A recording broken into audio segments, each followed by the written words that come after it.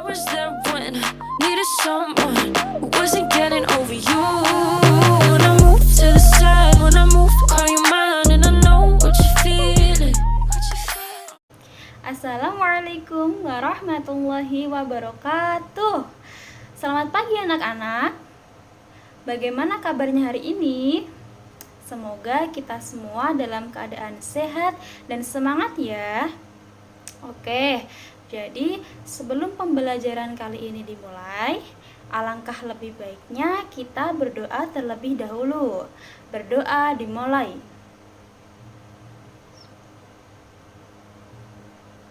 Berdoa selesai. Oke, jadi sebelum ibu mulai, ibu mau mengingatkan jangan lupa mengisi presensi di Google Form yang telah ibu share di WA grup kalian ya. Oke, langsung saja ke pembelajaran yang pertama, yaitu kita akan membahas tentang Sunan Muria.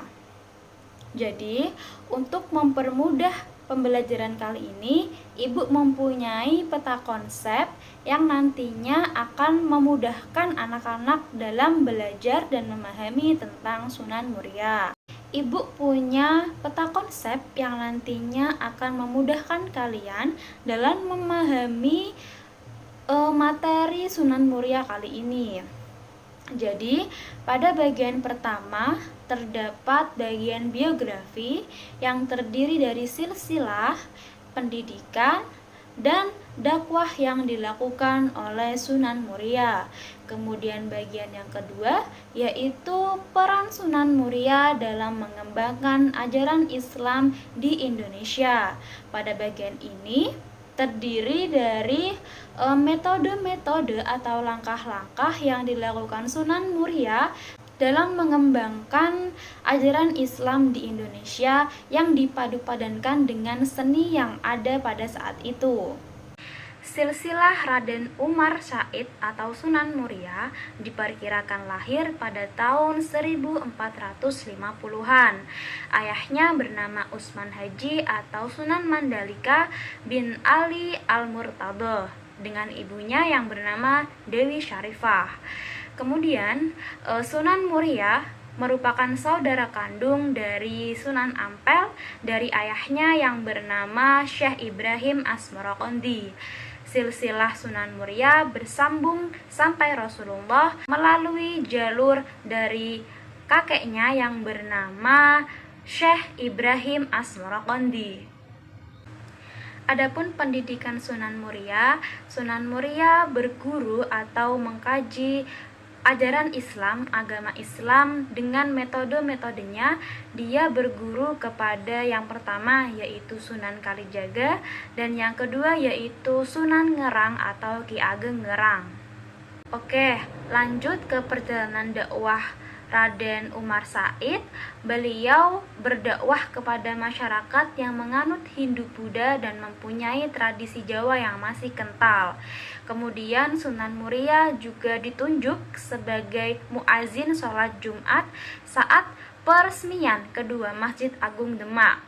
Kemudian yang ketiga yaitu Sunan Muria terlibat dalam pemilihan Raden Patah sebagai Sultan pertama Kerajaan Islam Demak dan menjadi pendukung setia Kesultanan Demak.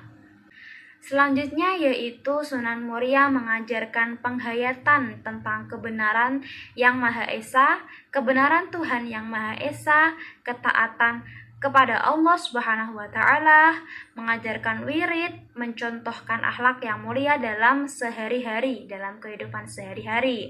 Beliau mengajarkan amalan-amalan tersebut dengan cara dakwah yang arif dan bijaksana sehingga pada dakwah tersebut dapat diterima oleh masyarakat yang ada pada saat itu. Selanjutnya, Sunan Muria memilih daerah-daerah yang terpencil dalam sasaran-sasaran dakwahnya. Dia memilih daerah-daerah pertanian yang terpencil jauh dari keramaian kota. Untuk membuktikan adanya dakwah-dakwah dari Sunan Muria tersebut, Sunan Muria memiliki peninggalan yang berhubungan dengan beliau, yaitu contohnya masjid, makam, buah parijoto, buah mengkudu, daun kelor, gentong, tapai kuda, dan teks mujahadah. Sunan Muria wafat pada tahun 1551 Masehi. Makamnya terletak di lereng Gunung Muria di Colo, Kecamatan Dawe, sekitar 18 km sebelah utara kota Kudus. Peran Sunan Muria dalam mengembangkan ajaran Islam di Indonesia, Sunan Muria melakukan cara-cara sebagai berikut. Yang pertama yaitu menjaga tradisi lama dan menginterpretasikannya ke arah fungsi baru.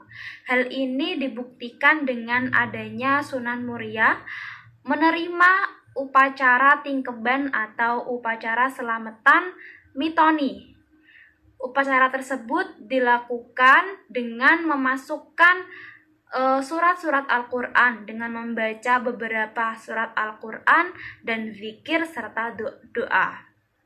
Kemudian cara yang kedua yaitu Sunan Muria mengadakan perombakan setting budaya dan tradisi keagamaan dalam cerita wayang. Pada hal ini, Sunan Muria menganut gurunya yaitu Sunan Kalijaga dengan memasukkan tradisi-tradisi atau kebudayaan Islam ke dalam tradisi-tradisi Hindu-Buddha yang telah tersebar pada saat itu. Selanjutnya yaitu sifat positif yang dimiliki oleh Sunan Muria.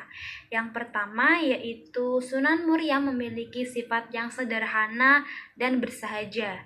Hal ini dibuktikan bahwa Sunan Muria memilih tinggal di pelosok yang jauh dari perkotaan dan jauh dari pusat kekuasaan. Dan juga beliau juga bergaul dengan masyarakat-masyarakat pinggiran. Beliau tidak malu, beliau terkenal dengan kesederhanaan dan bersahajanya. Kemudian sikap positif yang kedua yaitu moderat dan toleran. Dalam berdakwah, Sunan Muria mengikuti gaya Sunan Kalijaga, yaitu berdakwah dengan memasukkan ajaran agama lewat berbagai tradisi keagamaan. Dengan Sunan Muria toleransi terhadap tradisi umat pada saat itu. Beliau memasukkan ajaran-ajaran agama kepada tradisi-tradisi yang telah tersebar di masyarakat pada saat itu. Kemudian yang ketiga yaitu dermawan. Sunan Muria mengajarkan masyarakat pada saat itu untuk menciptakan keselarasan dan perdamaian terhadap sesama dengan contohnya yaitu memberi makan kepada tetangga atau kepada sesama. Oke anak-anak, mungkin itu yang bisa kita pelajari pada saat ini. Jangan lupa setelah menonton video pembelajaran ini, anak-anak perlu memahami lagi dengan isi-isi dari pembelajaran kali ini tentang Sunan Muria. Jadi Ibu cukupkan pada saat ini. Wassalamualaikum warahmatullahi wabarakatuh.